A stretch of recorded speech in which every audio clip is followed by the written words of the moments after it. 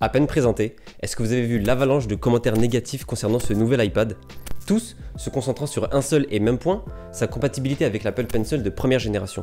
Alors vous allez me dire, où est le problème? L'Apple Pencil 1 est un stylet qui se recharge en Lightning, quand cet iPad est désormais en USB-C. Alors dit comme ça paraît absolument absurde, mais l'attention s'est portée au mauvais endroit. Je m'appelle Jamil, et je vais vous expliquer pourquoi malgré les apparences, cet iPad 10 n'est ni absurde, ni une révolution, et c'est tant mieux comme ça.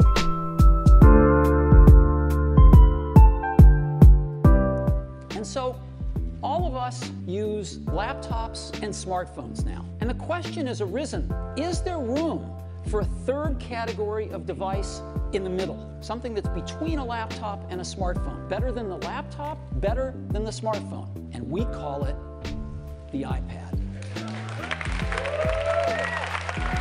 Il y a bientôt 13 ans, Steve Jobs nous présentait ce qui allait devenir l'outil le plus incontournable de notre écosystème numérique. Parfait pour faire des FaceTime avec son papy, faire ses courses sur le drive tout en étant chaud sous la couette, regarder le dernier épisode de The Crown sur Netflix et absolument adulé par nos petits frères et sœurs pour regarder le dernier épisode des Miraculous. L'iPad a su se faire une place au sein de chaque foyer, remplaçant petit à petit votre ordinateur et vous permettant de vous décrocher un peu plus de votre smartphone une fois à la maison. Fin, léger, rapide, pratique, l'iPad est devenu LA tablette de référence, venant gommer chaque friction qu'il y avait à l'utilisation de votre ordinateur ou de votre télé. Avant, pour consulter vos mails ou préparer vos vacances, vous deviez vous rendre à votre bureau, allumer votre ordinateur et après plusieurs minutes d'attente, commencer enfin vos activités dans un confort plutôt relatif. Si l'iPad a changé vos habitudes d'utilisation du numérique, c'est parce que comme tout objet technologique, il est venu répondre précisément à vos besoins. Il est venu réduire toute forme d'attente de par sa réactivité et vous offrir le confort de l'utiliser depuis votre canapé, votre bureau, votre lit ou même votre cuisine. Et depuis maintenant plus de 10 ans, il est venu se diversifier en différentes gammes, Pro, Air ou encore Mini, afin de répondre à différents types d'utilisateurs. Mais il n'en a heureusement jamais oublié ses racines. Et voilà donc l'iPad de 10e génération.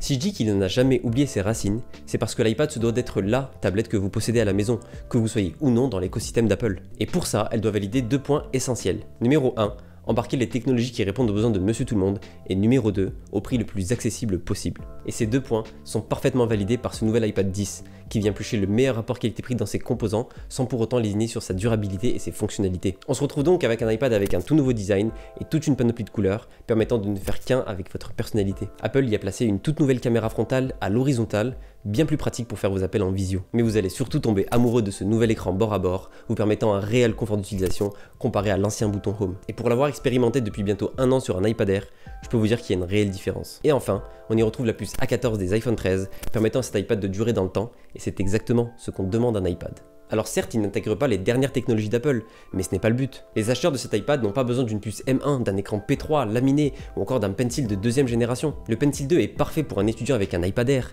un architecte avec un iPad Pro ou même un journaliste avec un iPad mini, mais pas pour celui qui possède un iPad classique, qui n'est pas voué à être quelqu'un de créatif. En sortant cet iPad, Apple se devait de le rendre compatible avec un Apple Pencil car c'est l'esprit même de l'iPad. Mais au vu du positionnement de la caméra frontale placée désormais à l'horizontale, je pense qu'introduire le port de charge du Pencil 2 aurait engrangé de trop nombreux coûts en ingénierie, ce qui aurait donc fait exploser le prix de l'iPad, l'empêchant donc de valider son deuxième point essentiel, son accessibilité. Et en faisant le choix du Pencil 1, Apple conserve relativement une accessibilité.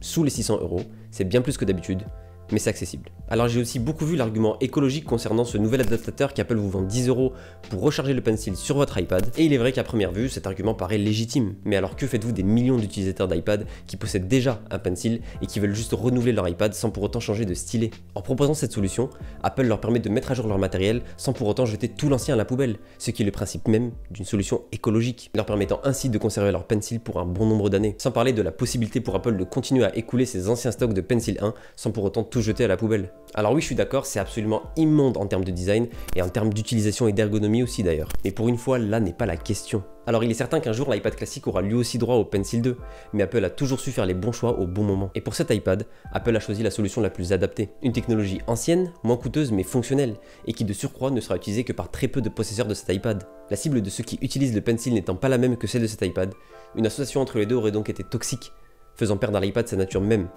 être votre future tablette.